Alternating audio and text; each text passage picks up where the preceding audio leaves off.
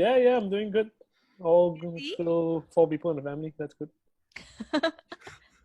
Are you wearing shirts every day to work from home? Not a button-down shirt. Today is a client day, right? Usually I'm more in my t-shirts and like collar t-shirts and things like that. But yeah, Right. that's about it. I see. Okay. Now let's move on to our articles on mental health issues.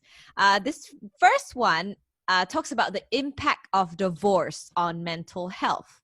Yep. Now I'm thinking, if this divorce was mutual and there was no more love between the couple, let's say, will it still affect the mental health of the individuals negatively? I think yes, because like okay, love aside, obviously love is a big factor in any relationship, but along with something as big as a marriage or union between two people, there's also a lot of other social implications, right? Like your status, your responsibility to family members, the roles that you have in your different families and all that, right? And also society at large, right? I mean, you're going from being married to not being married, and when people start asking why, for example, there's also the guilt, shame, grief, that kind of thing as well. So I think that definitely will affect the individuals negatively in a lot of different ways.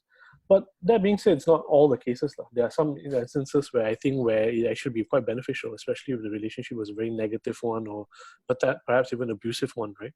So it really depends, but I think there will be very long-lasting impacts after the divorce, definitely. Now, should divorce ever be an option for a married couple, or should they explore other avenues before resorting to divorce? To work it through, right? Yeah. I think it should be a break glass in case of emergency kind of option, right? I think as much as possible, explore whatever options or opportunities that you guys might have, be it religious advice, for example, religious teachings, or even couples therapy, marriage therapy, that kind of thing, and try everything that you can first before you consider divorce. And the reason why I say that is because, as much as possible, we want to preserve relationships, preserve a marriage as much as we can, right? But ultimately, we also have to accept the fact that sometimes being together is going to be more detrimental to the two individuals, right? So it might be a better decision anyways. So it should never not be an option. It should be, but it should be the last option, the absolute last one you should consider. But is there really anything, because it says here mutual divorce, is it really ever mutual, or is one party always feeling more hurt in the divorce or the breakup? I think practically speaking, I think you're probably right, JD, because I think there's always going to be someone who gives up first, or who throws in the towel first, in that sense, right?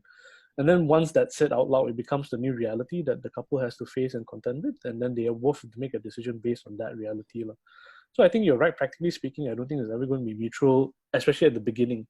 But it might come to a point where after a while, after discussions and the therapy, for example, or whatever you like in that sense, right, that they come to a mutual decision that says, yeah, I think this is the best choice for us, and I think we should live together in that sense. Okay, so for teenagers, the older kids, I think their experience is a bit different. I think during our teenage years, that's when we're trying to socialize as much as we can, interact with people as much as we can. And we've all been through high school. We know that, high school is a time where it's like 40% studying, 60% socializing with friends. And Oh, no, not me. 100% was devoted to studies, Joel. I can see that, JD. I can see that. And I think because of this lockdown, you're going to severely limit their ability to do so, right? And it's going to drive something just a bit cuckoo in that sense, right? I think having FaceTime, WhatsApp, and all that definitely helps. But at the same time, it's not the same. I think the physical connection with peers is gonna trump that any time of the day, right? So for that population, the teenagers and all that, I think that might have an impact on their social relationships and their mental health in the long run.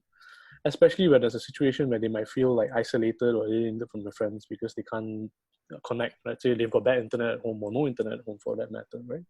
And that can be quite damaging to them in the long run. Yeah. A psychologist in this article actually likened this pandemic to a war. So I'm just thinking, how different will our children live, or after this war? Will it be very much different? Like, we're all talking about this new normal for everyone after this whole pandemic. I think it definitely will be different, and not just for the kids. Actually, I think it's across the board, right? Because now this has entered our psyche or lingo, right? We're going to be doing things like, do I really want to shake your hand? Can I just bow or do a gesture Fist bump. instead of a fist bump or leg bump even, Oh, right? Yeah. So I think it's going to affect all of us. Again, I said, like, depends on how we narrate this entire experience to our children, especially the young ones. If it's all doom and gloom, then naturally they're going to grow up a bit more pessimistic, anxious, and all that. I think for the teenagers, they will have their own reality and their own narrative about the situation. And I won't be surprised if more often than not, this narrative is going to be evolve around the kinds of relationships that they had during this entire lockdown in that sense. Because teenagers, you think about it, they're quite, and then not all, but a lot of teenagers, they're quite insulated from the effects of it. They don't have to go out grocery shopping. They don't have to worry about income. Most, not all, right? So their experiences of it is more based on like a school social kind of thing. I think that's the kind of experiences that they will have, and that's how things will change. Right? actually, New York Governor Andrew Cuomo actually just recently said, because his family is affected by this, and then he actually had a quote. He said that this pandemic, regardless of how horrible it is actually a great reality check for the young people, because they've been so pampered before, and not since World War II have they actually had to go through something so harsh. He said that this will make them stronger. Will it though, or will it scar them? I think with any kind of traumatic, negative, difficult experiences, it's like fire, right? Fire will burn some things. Fire will make some things into like hard as steel, right? And it really depends on who is experiencing it, right? So if someone who's naturally a bit more, so self-esteem is a bit lower, for example, a bit more anxious typically, you give them this kind of situation, it's only going to enhance that potentially, right? But for other people, they're going to bounce back and say, hey, I didn't have to go to school, I didn't go shopping, I didn't do X, Y, Z that I used to do last time, or I had to do last time, and I'm perfectly okay. So why do I keep doing it, right? So I think that's really a case-to-case person kind of scenario. Best case scenario is like what you said. They're going to be more resilient. They're going to be stronger for it. And that's what we can hope for in the long run. All right. Next article. It's also about children. It's an interesting one. Yeah, it's about parental mental illness as a risk factor for injuries among offsprings, particularly during the first year of the child's life. And the risk is slightly higher for common mental disorders compared to more serious conditions. So common mental disorders would be like depression, anxiety things like that. Yeah.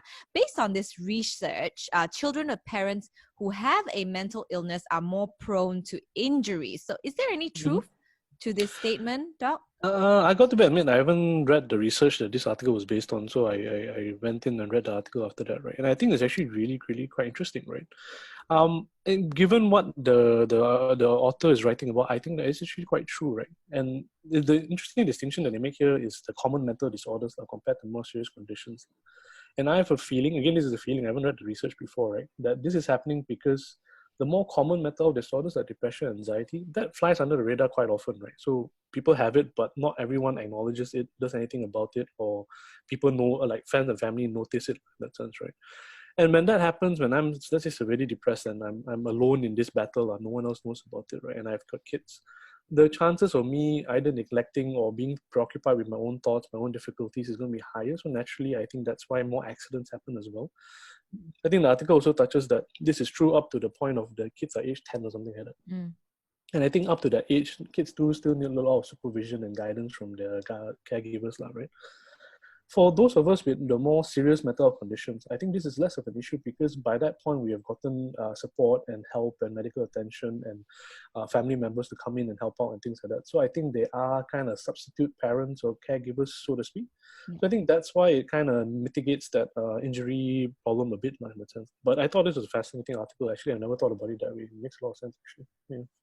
Then if that is the case, can we safely say that most parents who actually abuse their child or hurt their child suffer from some kind of mental disorders?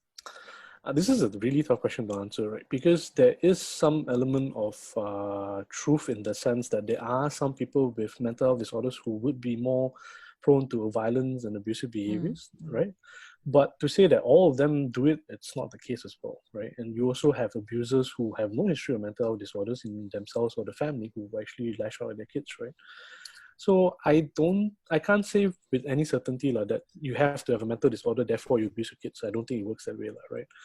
But what I would say is that more often than not, you see abusers with a history of violence or abuse or neglect themselves, right? So they have some history or some experience that are similar to what they are dishing out right now, that would have caused them to fall back into those kind of patterns. I think that's more umbrella kind of reasoning rather than the mental health disorder that they have. Okay. So that's not considered, like, if it's something that they've learned growing up, that's not considered a mental disorder? No, I mean it can, right? But it's not 100% is going to happen or manifest that way, like that sense, right? Like, I mean, if you've been abused as a child, for example, it's very likely, or it is likely, it can happen that you become anxious in the future or become a depressed person in the future. It is possible, but there are also people who don't, right? And in those cases, when they become abusive, and when you ask them, they do have that kind of experiences like growing up. Having said that, I think Belinda, you say something that's quite true as well. It's not it's not predictive, right? It's just correlationary in that sense. Like, it doesn't mean that if you've been abused as a child, you will definitely become abused in the next when you grow up, because it doesn't happen all the time. You do see some people who have been abused; they're hyper vigilant against abuse, right? And it never happens. Right? So it's not causational; it's correlational in that sense.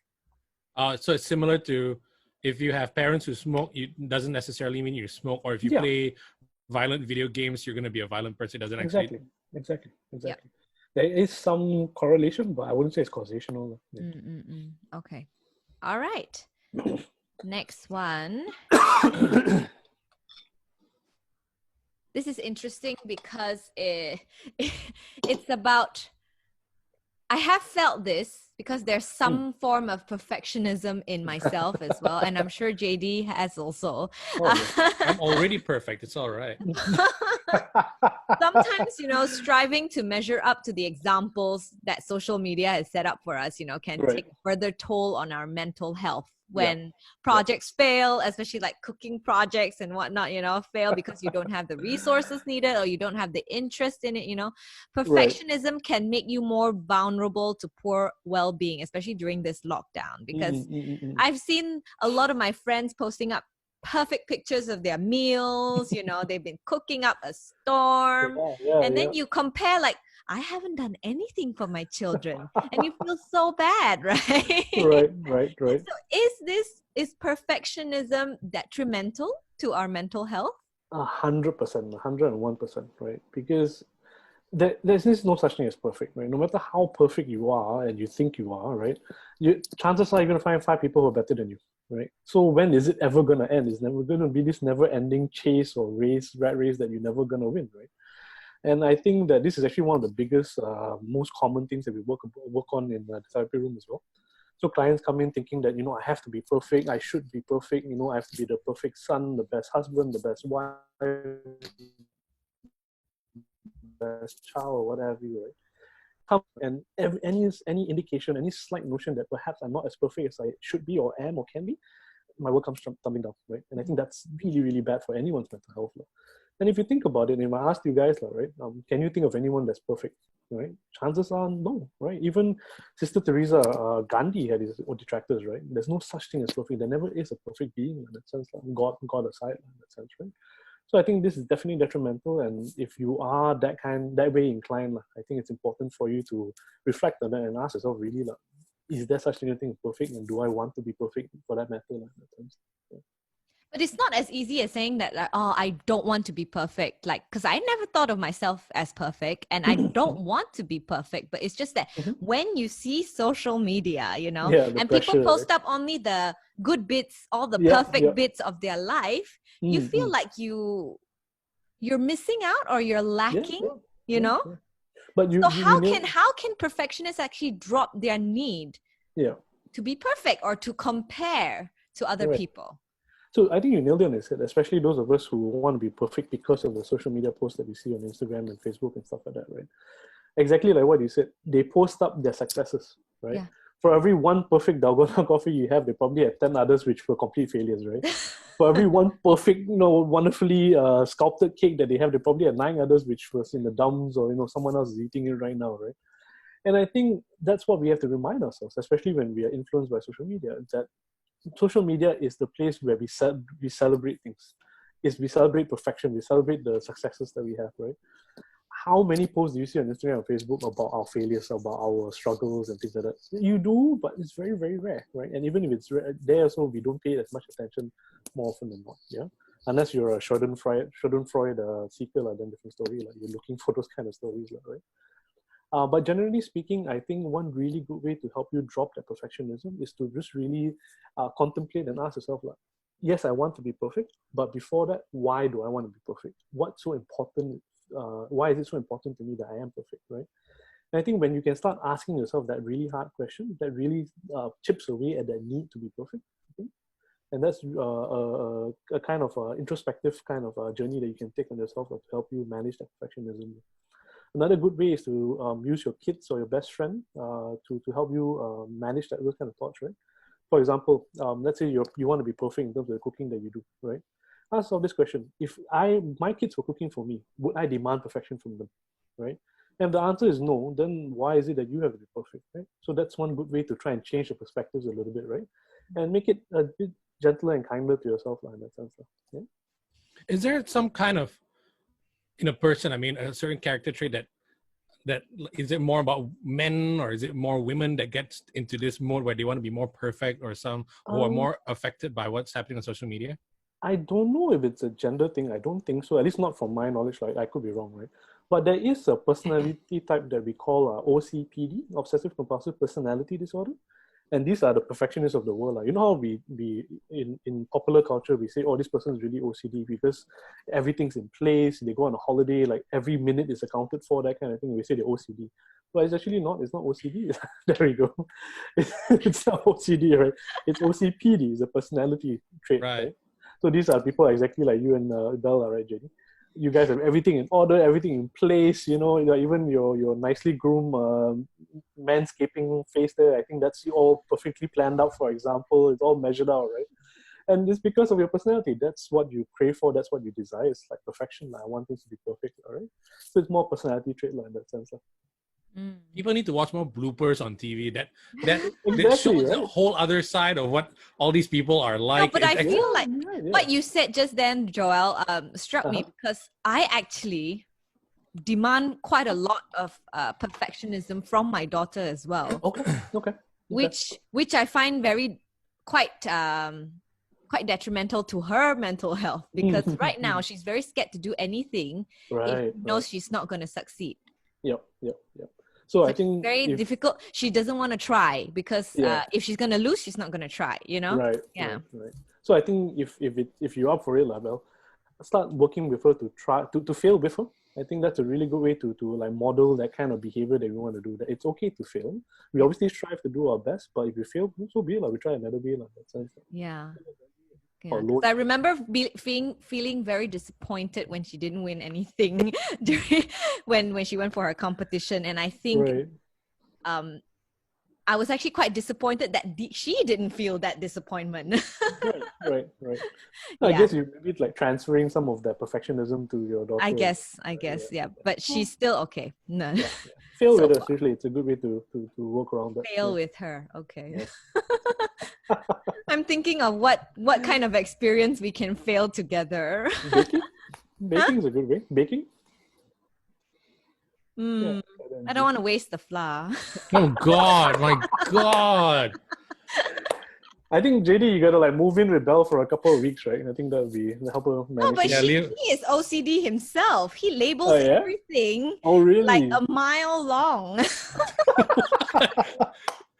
That is true though. Yeah, I like labeling stuff properly, but I don't project it because I understand it's not everybody's like me. Yep. I know I have for me, I look at it as a disorder, but most people don't see it as a disorder. I notice say what's wrong with striving for perfection? You want to be as perfect as you can be, but at some point you get depressed. Yeah. And you don't hit it, right? Yeah. I think intentionality matters a lot as well. You wanting to be perfect because you want to versus you wanting to be perfect because you have to. It's semantics, but it's a big difference, right? And that can be quite detrimental to people as well if they have to be perfect rather than they want to be perfect. Thankfully, I'm already perfect, so it's okay. Next question. That's true. Okay, our final article, it's quite interesting because the headline says, first, take a shower. how to protect your mental health when you've lost your job. So I guess in this uncertain times, a lot of people have lost their jobs. Yep. And are probably feeling a bit down because they've sort of suddenly lost their sense of direction, because job is everything to most adults, right? Having a job and So they need a taking care bath? of the family. So how does a shower actually help with It's your like, mental health, especially if you've lost your job? it's like Malaysian thing, you mani bunga after something bad happens to you. Right? Exactly, yeah. Interesting. I think the shower, it falls back to the most fundamental self-care that we do for ourselves, like, about showering, brushing our teeth, things like that, right? Then something really massive and something really bad happens to us, big time. It like what you said, Bel, work is such a big part of our lives that when we lose it, we crumble, right? Because that's it. I don't know what else to do in my life. So going back to the basics, like the fundamentals of taking care of ourselves, like going for a shower, brushing our teeth, making sure our hair is combed, putting on decent clothes, not just pajamas all day long. And what that does, it jumpstarts our ability to live a normal life again, like, in that sense, right? We go back to basics and we go back from the ground up in that sense, right? So it's not just shower, but things we take for granted, like eating well, sleeping well, communicating with family and loved ones. Going back to those kind of basics will help us get in touch with our roots again, I think, and help us remind ourselves, like, this is what we need to do to stay okay, to be all right about things, like that sense, right? So I think that's how a shower can be very helpful. It's like sort of keeping a routine as well, even though you How don't bad feel it like gets. it, right? Yeah, exactly. Yeah, and I think it's a spillover as well. The more you take care of yourselves, the more okay you are. Then when it's time to jump back on the bandwagon again, it's not that big a gap, right? Because you're already doing all these things anyway. Yeah.